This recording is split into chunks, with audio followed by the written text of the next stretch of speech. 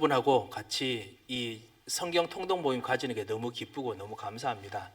지난주에 제가 우리 권사님께서 우리 질문 주셨을 때 제가 아차 싶었던 것이, 그래도 나도 성경을 안다고 빨리빨리 대강 읽다가 그러다 가끔씩 중요한 부분, 어떤 부분에 내가 놓칠 수 있구나. 그래서 제가 그때 좀 정신을 차리고 제대로 읽어야겠다는 생각이 좀 들었습니다. 그럼에도 불구하고 우리가 사실은 모든 스케줄을 다 따라갈 수 없지요.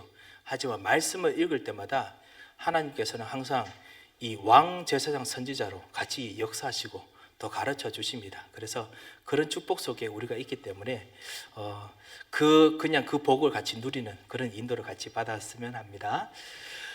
제가 한번 기도하고 시작하겠습니다. 하나님 아버지, 감사합니다. 정말 말씀이신 하나님, 말씀이신 그리스도를 이렇게 만날 수 있는 귀중한 축복을 주셔서 참 감사합니다. 주님, 오늘도 이 말씀이 이번 한 주간 읽을 때마다 우리에게 왕으로, 제사장으로, 선지자로 임하여 줍시며, 이 말씀 속에서 진정한 주께서 인도하시는 그 길을 따라갈 수 있도록 주님께서 역사하여 주셔서, 주님, 특별히 우리가 좀 읽을 때 난해하거나 어려운 부분들이 있어서 우리가 멈추고 싶을 때가 있음을 고백합니다. 주님께서 이 말씀을 읽을 때마다 그 말씀 속에서 계속 인도받을 수 있도록 주께서 우리에게 지혜와 은혜와 힘을 더하여 주시고 말씀을 성취시키고 역사하여 주셔서 감사하며 예수 그리스도의 이름으로 기도합니다. 아멘. 먼저 한번 영상을, 여러분께서 이번 주간 그 레위기를 읽으셨습니다. 그래서 레위기 영상을 우리 같이 보고 난 이후에 또 질문 있으시면 우리 질문 대답을 좀 하도록 하겠습니다.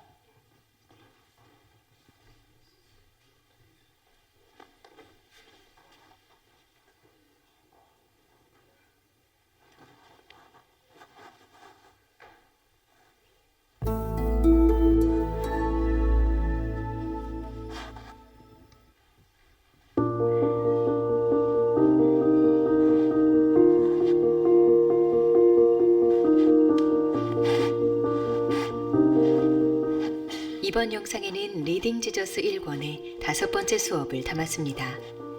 레위기에 기록된 다양한 제사와 규례 등을 살펴보면서 하나님과의 언약 관계 안에서 그 규례가 지닌 의미와 목적이 무엇인지 함께 알아봅시다.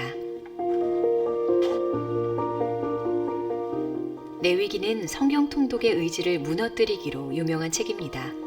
구약의 제사, 레위인의 규례 등 우리와 관련 없어 보이는 내용만 가득하니까요. 그러나 제사제도나 규례 안에 담긴 풍성한 의미를 알게 된다면 회복으로 이끄시는 하나님의 은혜에 감격하며 읽을 수 있습니다. 그럼 우선 레위기의 배경부터 알아보겠습니다. 레위기는 단독으로 존재하는 책이 아니라 출애굽기에 이어지는 책입니다. 이스라엘 백성은 애굽을 나와 시내산에서 언약을 받은 후 하나님이 거하실 성막을 완성했습니다. 완성된 성막에는 하나님의 영광이 가득했지요. 그 영광으로 인해 백성은 물론 모세도 성막에 들어가지 못했습니다. 레위기 1장은 성막이 완성된 직후 하나님이 모세를 불러 말씀하시는 장면으로 시작합니다. 성막에 거하시는 하나님의 임재는 분명히 은혜이지만 죄악된 이스라엘 백성은 거룩한 하나님 임재 안에서 살아가는 방법을 배워야 했습니다. 이것이 레위기에서 여러 규례가 기록된 이유입니다. 그러면 레위기는 백성들에게 어떤 규례를 가르쳤을까요? 가장 먼저 희생제사입니다.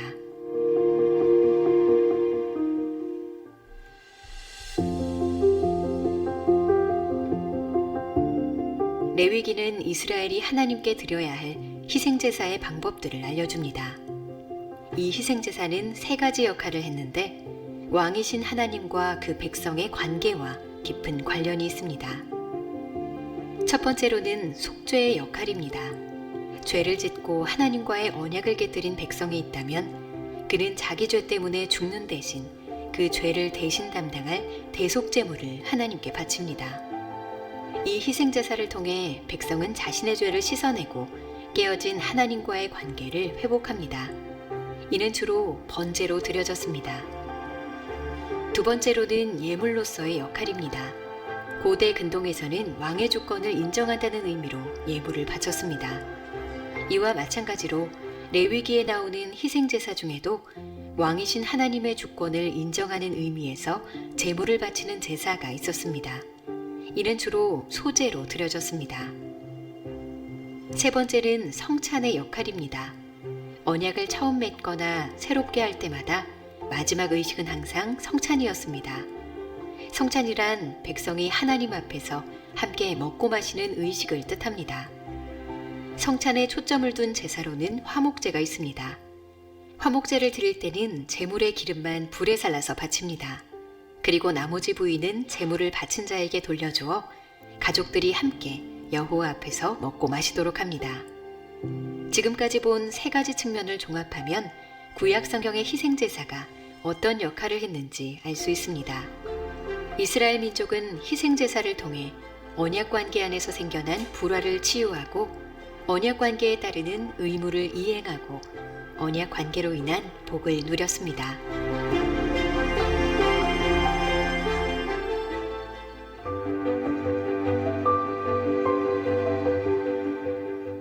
레위기는 하나님이 특별히 구별하여 세우신 제사장의 직무도 알려줍니다. 제사장은 이스라엘 공동체 안에서 많은 역할을 했습니다. 언약의 중재자로서 우림과 둠밈이라는 도구로 하나님의 뜻을 분별하고 하나님과 인간의 언약 관계가 깨졌을 때 희생제사를 주관하며 관계를 회복할 수 있도록 했습니다.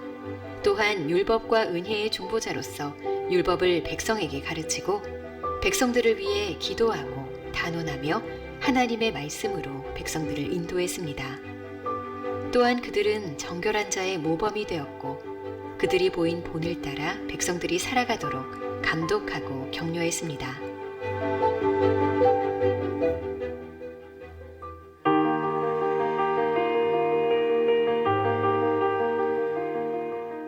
제사장의 역할과 자연스럽게 연결되는 정결규례와 부정규례는 사실 우리에게 쉽사리 이해되지는 않습니다. 낙타와 돼지, 토끼가 왜 부정한 짐승이었는지 정확한 이유를 알긴 어렵죠. 그러나 여기서 우리가 집중해야 할 것은 특정 동물이 왜 부정했는가가 아닙니다. 정한 것과 부정한 것을 구별하는 일이 이스라엘 백성의 삶에 큰 의미를 갖고 있었다는 사실이 중요한 것이죠. 부정한 짐승들은 하나님 앞에서 부정한 나라들을 의미했고 정결한 짐승들은 하나님 앞에서 정결한 이스라엘을 의미했습니다. 그리고 이스라엘 백성 중에서도 제사장들은 제물로 드리는 흠없는 짐승처럼 거룩한 역할을 감당했죠. 이러한 구분은 예수님께서 이 땅에 오셔서 자신을 통해 이스라엘을 새롭게 정의하시면서 완전히 바뀝니다. 예수님 안에서 유대인과 이방인 모두가 하나님의 정결한 백성이 되었습니다. 그 밖에 레위기에 기록된 피부병에 대한 규례나 옷과 집에 퍼지는 곰팡이 관련 규례 등은 주변에 쉽게 퍼져서 다른 것도 부정하게 만드는 죄의 본질을 잘 보여줍니다. 하나님께서 이런 규례들을 주신 목적은 부정해진 사람을 판단하고 정죄하기 위해서가 아니라 오히려 그들이 여호와 앞으로 나오도록 초청하여 그들의 부정함을 정결케 하기 위해서였습니다.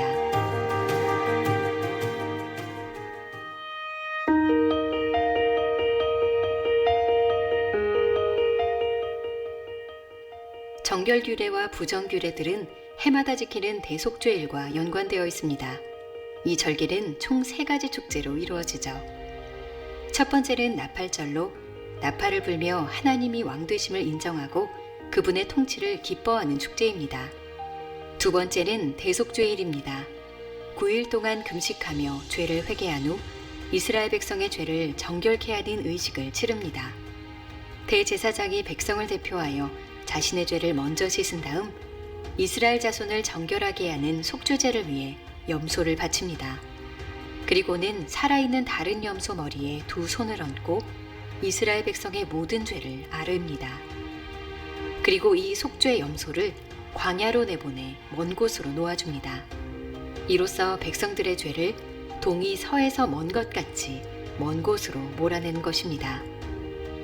마지막 셋째는 초막절로 약속의 땅에 들어간 후에 지키라고 하신 축제입니다. 광야에서 백성들의 필요를 채워주신 하나님을 잊지 않고 기념하는 날인 동시에 올리브나무와 포도나무의 추수를 기뻐하는 행복한 날입니다. 이러한 대속죄의 의식에서 예수님을 발견하기란 그리 어렵지 않습니다. 예수님은 우리를 대표한 대제사장이시자 자신을 내어주신 속죄 제물이시고 우리를 위해 하나님에게서 버림받는 고통을 감당하신 속죄 염소이시기 때문입니다.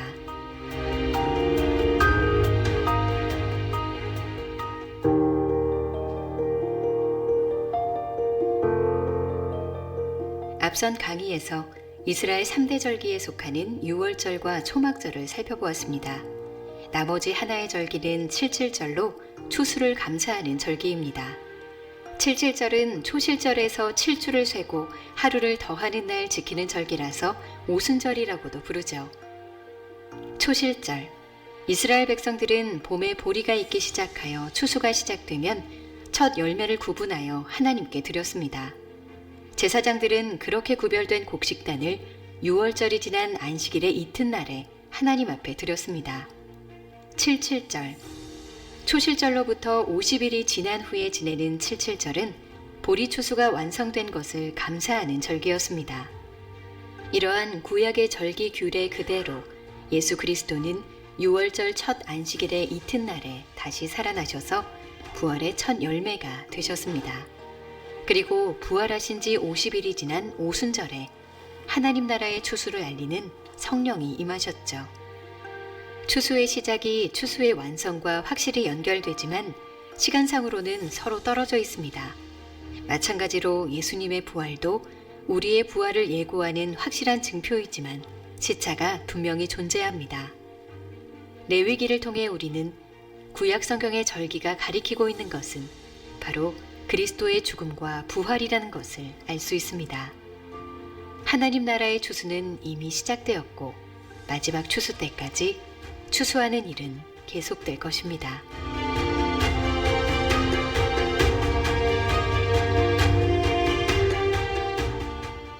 레위기의 희생제사들을 이해할수록 그리스도께서 그 모두를 성취하셨음을 깨닫습니다.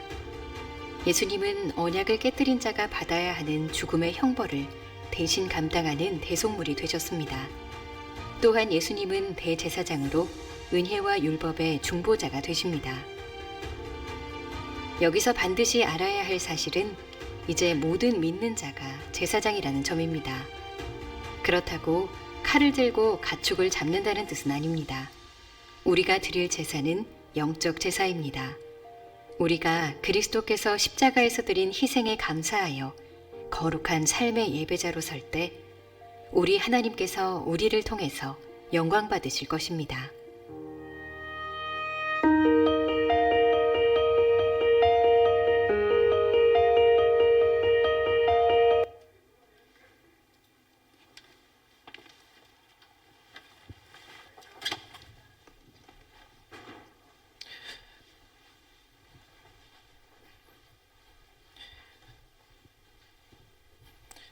오늘 이렇게 우리 레위기를 정리하면서 같이 보게 됐습니다. 우리 모세오경이라고 부르죠. 모세오경이라고 부르는 이 토라 율법서는 첫 번째 창세기는 이 복음에 관한 그 마태복음과 비슷한 복음에 관한 문서이고요. 두 번째 이 출애굽기는 복음을 정말 통해서 구원받은 사람들이 누리는 하나님 나라의 증거들을 안에 포함하고 있습니다. 그리고 그 다음부터 있는 이 세 가지 책, 이번에 첫 번째 이제 레위기를 읽었습니다.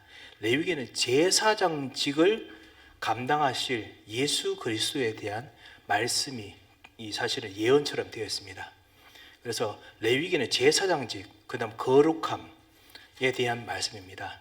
그리고 이것을 이 레위기를 읽으면 가장 많이 나온 단어가 사실은 희생하라라는 것도 있지만은 사실 지킨다라는 단어입니다. 지킨다는 의미가 꽤 많이 나와 있습니다. 원래 아담과 하와도 이 에덴 동산의 제사장직을 감당하는 존재였거든요. 그래서 아담과 하와가 에덴 동산을 지켜야 했습니다.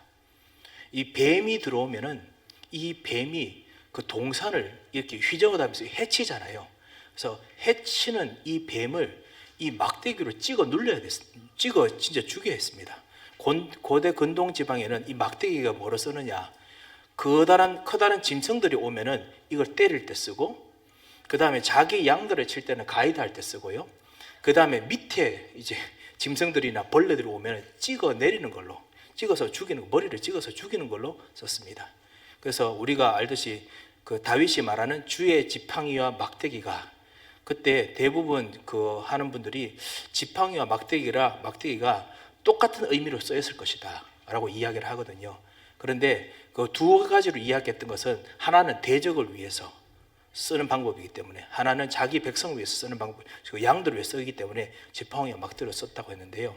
거기 보면 그 아가서에 나옵니다. 뭐냐면 에덴 동산도 이 아담과 하와가 지켜야 했습니다. 이게 지킨다는 단어가 제가 정확한 단어를 기억하는지 모르겠습니다만, 이게 아바든가 카바든가 이런 뜻이거든요. 그런데 지금도 유대인들이 히브리 성경을 읽을 때 카바든가 아바든가 이 단어를 할 때 일부러 길게 읽습니다. 왜냐하면 이게 진짜 중요한 단어거든요. 그래서 이 지킨다는 keep이라고 하는 거잖아요. 근데 이것이 보호한다, guard한다, 그 다음에 중요한 것을 계속 유지시킨다 할 때 지키는 겁니다. 그래서 이거 읽을 때 일부러 길게 크게 막 소리내서 읽게 만듭니다. 그래서 제사장이 하는 역할인데, 그것이 이 레위기에서 나오는 단어입니다. 그 이스라엘 백성들이 광야를 지나면서 계속 세상의 문화들과 만나지 않습니까? 그런데 이 대속을 통해서 그 제사가 한 7개 정도 되지요. 5개 정도 됩니까? 하나, 둘, 셋, 넷, 다섯, 5개지요. 5개 제사를 통해서 아까 말했던 3가지를 하지요. 첫 번째는 뭐냐? 진짜 대속하는 거. 그 다음 2번째는 하나님 앞에 예물을 드리면서 하나님과의 언약의 관계 누리고, 그럼 반드시 하나님께 드리면 하나님께서 더 큰 걸로 이렇게 응답하십니다. 그래서 하나님과 주고받는 그런 것. 3번째는 하나님과 교제 가지는 것. 그래서 요한계시록 3장 20절에도 진짜 내가 문을 두드리니 누구든지 내 음성을 듣고 문을 열면 내가 너에게로 들어가서 그에게로 들어가서 그는 나로 더불어 먹고 그는 나는 그를 먹고 그는 나는 그를 더불어 마시리라 라고 해야겠죠. 이 성찬, 이 교제, 이런 거 정말 중요합니다. 그래서 사실은 우리 모든 교회들이 힘들지만은 반드시 친교를 합니다. 이 밥 먹는 것이 아니고요, 우리가 하나님 나라에서 먹을 것에 대해서 훈련하고 연습해야 되기 때문에 합니다. 제가 기억하기로는 제가 예전에 그 필라델피아에서 교회 조그만 개척교회를 했었거든요. 같이 제가 신학교 다니면서 그때 우리 했었는데, 그때 그 하다가 제가 사실 너무 좀 신학 공부가 같이 병령이 안 돼서, 그래서 우리 다른 목사님을 한 분을 초청했습니다. 목사님 초청해서 저는 이제 교회 목사로 현장에서 뛰고 목사님께서 인도하시는데, 교인들이 목사님 2분 있으시니까 좀 우리 교회가 좀 힘듭니다. 그래서 뭐 교인들도 많지 않으니까 우리 친교 뭐 계속 보는데 왜 친교 계속 해야 됩니까? 안 했으면 좋겠습니다. 이렇게 말씀하셨거든요. 근데 목사님께서 다른 것은 이해하시는데 친교는 안 됩니다 이러시는 거예요. 그 교인들 순간적으로 말을 못하고 있었습니다. 왜냐하면 이런 신학적인 이유가 있어서 그렇습니다. 뭐냐면 힘들어도 하나님 나라에서 계속 먹고 마시는 거. 그래서 앞으로 하나님께서 먹고 마심 통해서 계속 풍성하게 만드시는 복이 가능하기 때문에 계속 유지합시다 라고 이야기를 하시더라고요. 이게 사실은 지금도 우리 속에서 이루어지는 예배의 삶입니다. 그래서 그리스도께서 모든 문제 해결하시고, 그리고 그리스도와 함께 하나님과의 언약의 축복을 나도 기도로 드리고 찬양 드리고, 또 하나님께서는 말씀으로 약속으로 주시고 주고받고, 그리고 내가 헌신하고 하나님께서 하늘의 더 큰 빛의 경제로 역사하시고 이 주고받는 것이 있지요. 그리고 3번째, 성찬을 통해서 앞으로 오실 하나님 나라의 비전을 미리 즐거워하고, 그리고 나도 그 안에서 쉬고 안식하는 것, 이런 것이 다 포함되어 있습니다. 이런 대속에 하는 이 모든 것이 레위기인데요, 이 모든 지킨다, 제가 방금 지킨다고 좀 설명드린 거, 그 다음에 이 모든 제사 다 제사장이 하는 일입니다. 그래서 레위기는 제사장직에 대한 설명입니다. 그래서 희생제사, 제사장 이야기하는 것 같지만 이 모든 것이 사실은 예수 그리스도를 가르치는 것이고, 또 예수 그리스도께서 내가 제사장이 되었기 때문에, 그리고 너희 안에 내가 임하기 때문에 너희도 나를 위한 제사장이다. 그래서 우리가 왕 같은 제사장이 됐습니다. 그리스도의 은혜로 말미암아 우리가 왕 같은 제사장으로 현장에서 지켜야 됩니다. 지키는 게 뭐냐? 우리가 전도운동에서 자주 쓰는 파수꾼입니다. 이 기도의 파수꾼, 이 현장에서 지키는 것이죠. 그래서 현장 역사는 흑암의 세력 오지 않도록 기도하고 꺾고, 그리고 하나님이 주시는 참다운 역사가 일어나도록 기도하고, 그리고 멀리서 오는 정말 재앙이 있으면 주변 사람들에게 알리고, 이거는 아니다, 우상이다, 이건 아니다, 그래서 다시 하나님께 돌아오라 하는 거, 이 파수꾼이 하는 거, 이게 바로 이 지키는 제사장적인 역할을 하는 일입니다. 그래서 이런 말씀이 레위기 전체에 흘러가 있습니다. 그러면 다음에 이제 민수기를 읽겠지요. 다음 이번 주부터 이제 민수기 읽는데, 민수기는 왕에 대한 이야기입니다. 왕적인 이야기입니다. 그래서 사람 숫자 뭐 어느 족속은 몇 명 몇 천이요, 계속 그거 나옵니다. 레위기도 여러분 읽으시면서 약간 좀 이렇게 뭐랄까 읽을 수 있는 의지를 좀 약간 누구뜨렸지만, 민수기도 만만치 않습니다. 하지만 편하게 그냥 넘어가십시오. 그리고 또 두 번째, 중요한 핵심되는 성경이 있지요. 핵심되는 성경 부분을 어떨 때 너무 바쁘시면 그것만 읽으셔도 괜찮습니다. 그래서 읽으시면서, 그래서 하나님께서 옛날에 왕으로서 이스라엘 백성들에게 어떤 의무와 어떤 축복과 어떤 권세를 주셨는가, 이거를 캐치하셨으면 좋겠습니다. 그러면 다음에 그 예수 그리스도 통해서 이 권세가 내게 주어진 것을 여러분 누릴 수 있을 것입니다. 예, 그렇게 되고, 또 마지막 신명기는 뭐겠습니까? 선지자. 예, 선지자에 대한 겁니다. 그래서 이스라엘아 들으라, 너희 하나님은 한 분이신 여호와시니 오직 이렇게 사랑하고 오직 그만, 이 다 말씀 선지자에 대한 것이지 않습니까? 그래서 그렇게 구성되어 있습니다. 그래서 왕, 제사장, 선지자가 곳곳에 녹아져 있습니다. 그래서 여러분께서 그거를 좀 누리시면 되겠습니다. 레위기 혹시 읽으시면서 혹시 궁금한 점이 혹시 있으십니까? 네.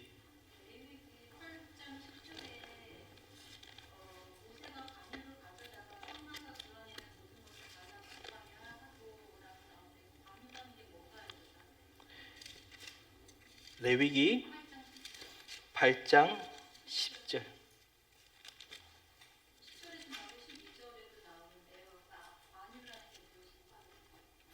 이 관유라는 것이 이 거룩한 기름을 말하는 것인데, 이 거룩한 기름이지요.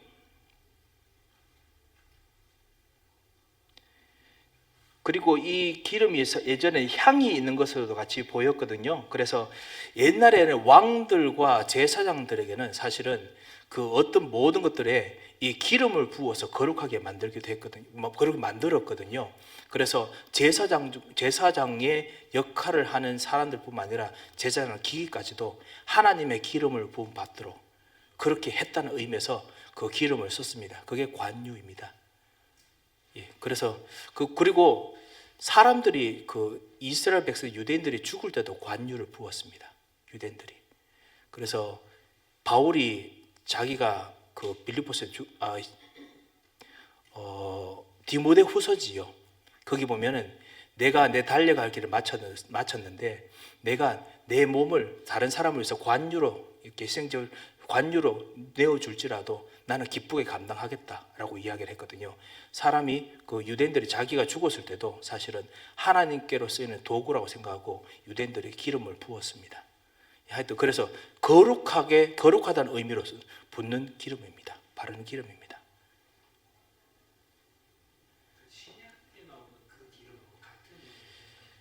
예, 아무래도 좀 적용을 해서 그렇게 한 것이지요. 예, 하여튼 거룩하게 된다라는 의미의, 거룩하다는 의미의 기름입니다.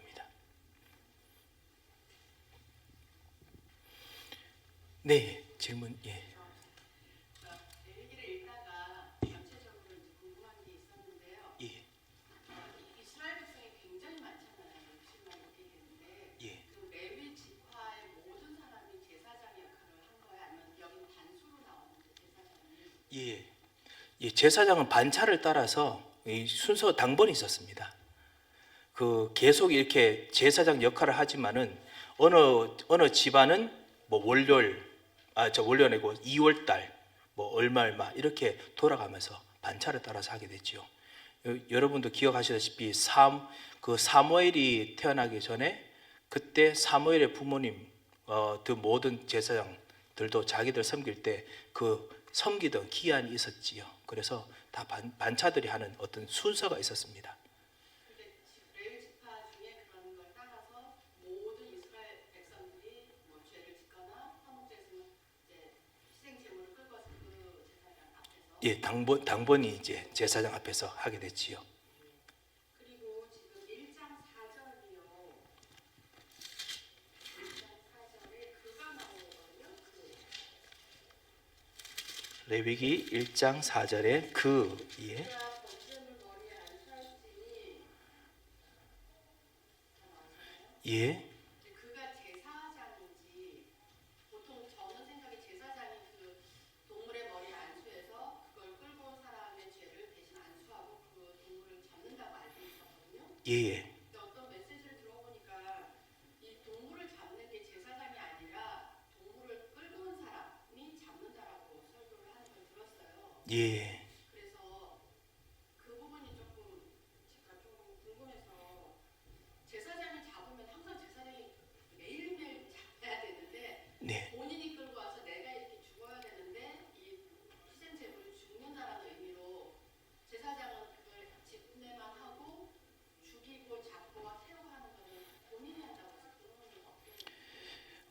어때요? 저도 구체적으로 그 사람들이 다 했는지 모르겠습니다. 칼을 들고 진짜 찌르고 각을 뜨고 다 했는지는 모르겠습니다만 제사장들이 분명히 도움을 주지 않았을까 싶고요. 하지만 이제 그것을 하는 사람은 여전히 이제 오늘 1장 말씀에 보면 분명히 동물을 데려온 그 대속을 받기 원하는 사람이 분명합니다. 그래서 동물을 데려온 사람, 쉽게 말해 속죄가 필요한 사람입니다. 그 사람이 이제 동물을 잡네요. 이것은 특별히 번제에 대한 규례입니다. 하지만 대속죄일 같은 경우에는 그때는 대속죄일 때는 백성들이 하는 것이 아니라 제사장들이 백성을 대신해서 합니다. 왜냐하면 이것은 조그만 죄지만은 알지 못했던 죄, 그 다음에 모든 이스라엘 백성 전체의 죄는 백성들이 다 하지 못하기 때문에 그래서 백성의 대표 제사장, 대제사장이 동물을 가져와서 대표로 죽이지요. 그래서 설교하실 때 목사님들께서 제사장이 그 죽인다 할 때는 대속죄를 관련해서 말씀하시는 거고요. 그리고 이 모든 것이 다 이제 우리 주 예수 그리스도께서 우리 죄를 담당하시고 죽으시는 것을 설명하려고 하다 보니까 나오는 이야기들이거든요. 그래서 그 예수님께서 하시는 것뿐만 아니라 일반 사람들이라도 실제로 대속죄 하지만은 이것도 그리스도께서 사해 주시는 데 대한 그림일 뿐이지 이것이 지금도 적용된다라는 것은 아닙니다. 그래서 그리스도께서 지금도 우리의 죄, 우리가 실제로 하는 모든 것에 대해서 그리스도께서 직접 취하시고 그래서 우리 죄를 사하시는 것이죠. 하지만 예전에는 그런 불구하고 이제 이런 번제하는 일들은 일일이 다 사죄하기 위해서 직접 잡아라 라고 말씀한 거 맞습니다. 그리고 이건 별거가 아닌데 왜 비둘기 새끼를 드릴까요? 아주 작은 거예요. 예, 모든 그 예물들이라서 그런 것 같습니다. 그리고 여러분께서 보셨다시피 비둘기의 새끼는 안 쪼갰지요. 예, 쪼개지 않습니다. 제가 예전에 기억하는 저의 훈련으로는 아브라함이 창세기 17장에 하나님께서 이제 나와 언약을 맺자라고 했을 때 이 각을 뜨는 이제 언약을 맺죠. 그때 아브라함이 비둘기 새끼는 가르지 않았거든요. 그래서 그 당시에 저는 제가 그냥 듣는 선생님께서는 뭐라고 했냐면 각을 뜨지 않은 것은 이것은 모든 동물은 잘라서 죽여야 되는데 말씀대로 안 했다. 그래서 불순종해서 그 이후에 이스라엘 백성 너희 자손들은 400년 동안 이스라엘의 그 애굽의 종노릇 할 것이다 라고 말씀하셨다라고 제가 들었는데 막상 좀 더 자세히 배우다 보니까 그것은 아니었습니다. 뭐냐면 이 아브라함이 성경대로 했어요. 이게 그때가 모세 율법이 있었는 건 아닌데 그럼에도 불구하고 잘 했습니다. 그러면 400년 동안 종되었다는 것이 잘못해서 그렇다는 것이 아니거든요. 그게 아니라 올바로 언약을 드렸기 때문에 오히려 더 위험한 현장으로 데려가도록 하셨습니다. 그것이 그리스도와 하나님을 온전히 따르지 못하는 사람은 이해 못하는 거거든요. 왜냐하면 언약을 붙잡고 난 이후부터는 이 이스라엘 백성들은 뭘 하느냐? 언약 붙잡은 하나님과 함께 동행합니다. 죽든지 살든지 같이 동행하거든요. 그래서 이스라엘 백성들에게 가장 필요한 것이 뭐냐? 오실 메시아 예수 그리스도시죠. 그리스도께서 죽고 살아난 것처럼 너와 너의 자손들도 죽고 살아나야 된다. 완전히 죽는 게 뭡니까? 400년 동안 종로로 되는 것이죠. 문화 말살, 민족 정체성 말살, 그리고 모든 자손들 말살, 완전히 죽는 것이죠. 그런데 그리고 난 후에도 내가 끄집어내겠다. 쉽게 말하면 내가 올 메시아하고 완전히 삶을 연동시켜 주겠다. 이제 그 약속입니다. 그런데 어떻게 들으면 저주 같지요. 겁나는 같지요. 400년 동안 종로로 됐다가 나온다니까. 그런데 하나님께서 사실은 여기서 벌써 창세기 17장 그때부터 시작해서 아브라함과 자손들에게 오실 메시아가 어떻게 할 건지 이미 가르쳐 주셨습니다. 오실 메시아가 죽고 살아나듯이 그 아브라함뿐만 아니라 모든 민족이 다 죽고 살아날 것이다. 그래서 모든 민족에게 그 예수님 영접한 자들은 옛날에 창세기부터 그리스도께서 왕제사장 선지자이시고 죽으시고 살아나는 하나님 나라 실제로 일으키시고 그리고 증인되게 하시는 138 이거 옛날에도 다 가르쳐 주셨습니다. 아브라함 이걸 약속을 붙잡았고요. 옛날에도 붙잡았는데 우리도 붙잡아야 안 되겠습니까? 우리는 기쁘고 즐거우면 이렇게 감사 아멘이고 슬프고 힘들 때는 아니라고 생각하는데 그렇지 않습니다. 슬프고 힘들 때가 바로 그리스도와 함께 죽고 살아나는 기회입니다. 예, 그래서 그런 것이 좀 있지 않을까 싶습니다. 예.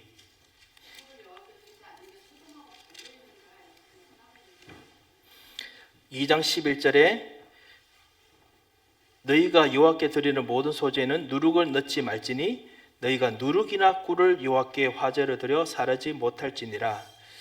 아시다시피 누룩을 넣지 않는 이것은 사실 순전한 예물, 완전히 순전한 예물, 하나님 나라의 온전하고 순전한 음식을 말하는 것이죠. 그래서 누룩도 넣지 않습니다. 그것이 또 구원과 관련되어 있기도 하고, 그래서 꿀이나 누룩이나 마찬가지로 예 맞습니다. 안 넣어야 됩니다.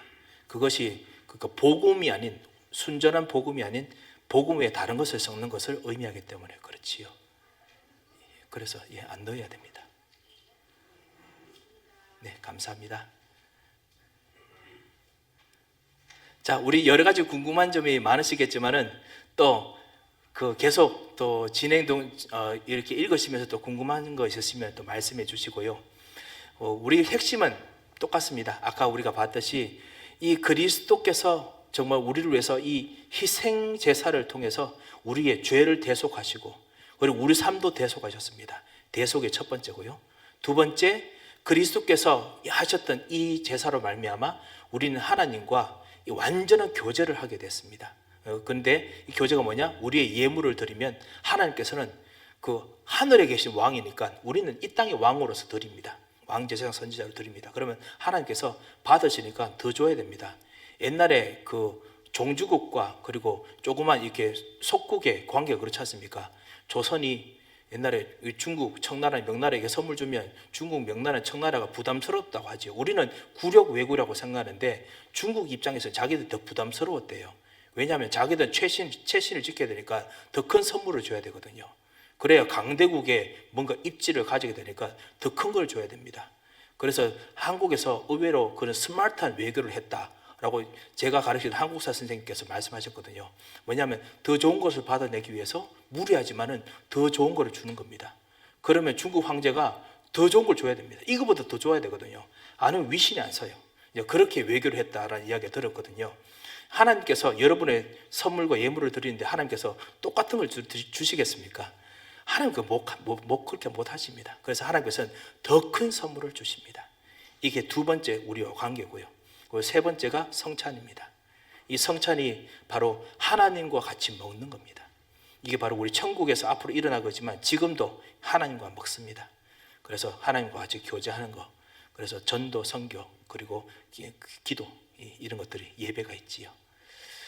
자, 이것을 우리가 감사함으로 우리가 예배로 같이 누리고 또 이번 한 주간도 오직 복음, 오직 기도, 오직 말씀 성취 속에서 승리하시기 바랍니다. 한번 기도하겠습니다. 아버지 하나님 감사합니다. 정말 우리를 위해서 참 제사장이 되어주셔서 정말 감사를 드립니다. 우리의 숨겨진 영적 문제와 우리의 모든 이 점이나 우리의 모든 그 흠이 있는 것들을 주께서 하시고 이 모든 것을 담당하시고 우리의 모든 것을 흠이 없는 하나님의 사람으로 바꾸어 주시러 우리의 제사장이 되어 주셔서 더욱 감사합니다. 이 제사장 되신 그리스도와 함께 이번 한 주간 오직 복음, 오직 기도, 오직 말씀 성취 속에 있는 전도의 삶을 살기를 원하오니 은혜를 베풀어 주셔서 때로는 이 응답이 일어나는데 시간이 걸리더라도 오직 복음, 오직 기도 속에서 항상 기뻐하며 쉬지 말고 기도하며 범사에 감사하며 가기를 원하오니 주님께서 빌립 집사로서 부름받은 하나님의 사람들의 길에 역사하여 주셔서 감사하며 예수 그리스도 이름으로 기도합니다. 아멘.